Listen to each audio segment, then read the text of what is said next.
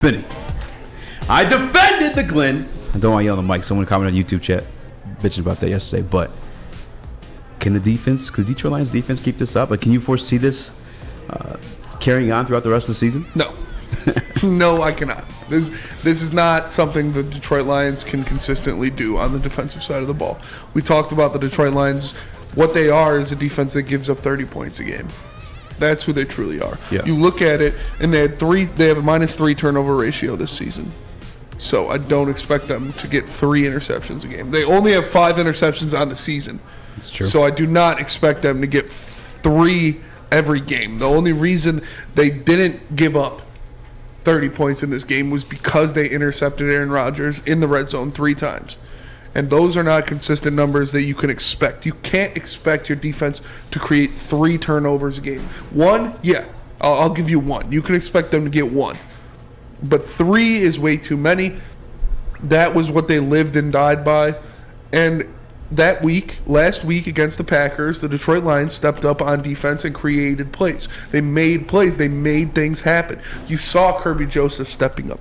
You saw Derek Barnes stepping up. You saw Aidan Hutchinson make a big play on the goal line. There are a lot of factors going into that I don't see consistently happening for the rest of the year. One thing is Derek Barnes. I don't see him having that same consistent impact for the rest of the year. I don't see Kerby Joseph picking off 2 balls a game for the rest of the year. These aren't things that you can rightfully say that a defense will sustain. Can they play better than they have throughout the first 7 weeks of the season? Yes, sure. It won't be hard. They were awful. But to consistently play at this level where you're holding a team to 9 points, you're getting 3 interceptions, you're forcing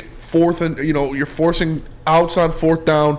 Those are not things the Detroit Lions fans and the Detroit Lions can hope for consistently out of this defense. They are not things that any NFL team can hope for consistently out of their defense. They need to play better. They need to play harder. But that type of luck, and that's what I'll call it, is luck, because most turnovers are luck. Now you sound like Aaron Rodgers. Kerby Joseph's read on one of his interceptions, yeah, that was great.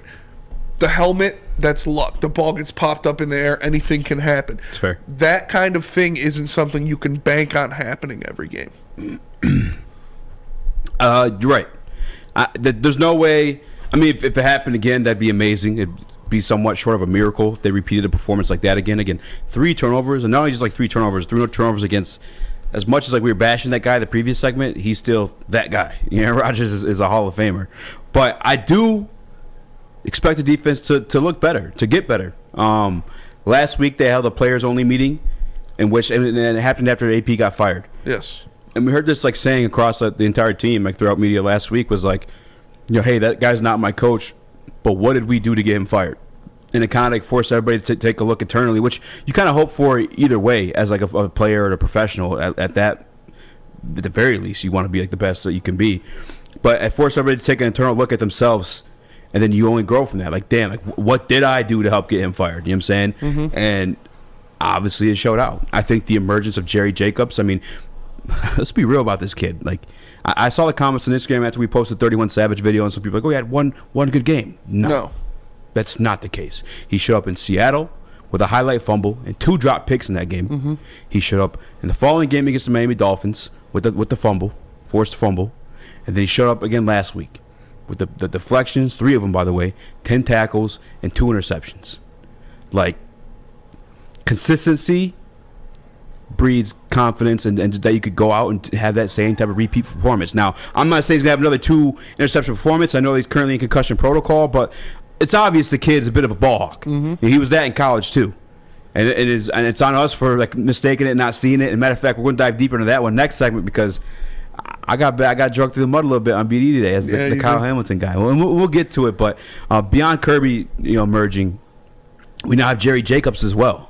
We've seen Aidan Hutchinson like grow as the season progresses, and not even just Aidan Hutchinson too. I'm going to say the coaching along with him, just because he didn't initially start in that 2-point stance. We didn't see him like in those type of reps. And guess what he got that interception out of? Another 2-point stance. Yeah. You know what I'm saying? Like, and I'm not giving the interception to him, credit to that being in a 2-point stance, but just the team in general. It is the youngest, the second youngest in the league. Mm-hmm. These guys are getting better week by week, and that's kind of stuff I was saying when I was defending the Glenn, is that, like, this is what he's dealing with. 7 starters on the defense, 23 years old or younger. This is a team that will progressively get better as the season goes on. Like you said, consistency builds confidence. These guys who get consistent playing time get in there and say, oh, I can play in this league. Yeah. Oh, I can play against Exactly. these guys. That makes them go back to doing what they were doing, not trying to overthink things, not trying to make sure they're in the right position, just playing football. Going out there and playing football. And that is what brings the best out of some of these guys. So you do love to see it. You do love to see Kerby Joseph flourishing. You love to see Aidan Hutchinson getting better and better as the season goes on. Love to see Malcolm still out there making plays, helping the defense, and a guy like Derek Barnes who could be pissed, could be pouting. A rookie took my spot. Well, I haven't been playing as much as I wanted to. No, what happened? He got his opportunity. He went in there and he showed out. So that is impressive to me. It is impressive that these young guys have shown that maturity already in this season, in these young careers of them, that they're showing that level of maturity. That gives me excitement for the future, to see what they can become, to see how they develop as players in the National Football League. But no, I still don't think there's enough talent on this defense to expect us to hold teams under 10 points a game. Yeah. But like you said, they can get better. It won't be hard to get better from what they were through the first 7 weeks of the season. So expect them to progressively get better.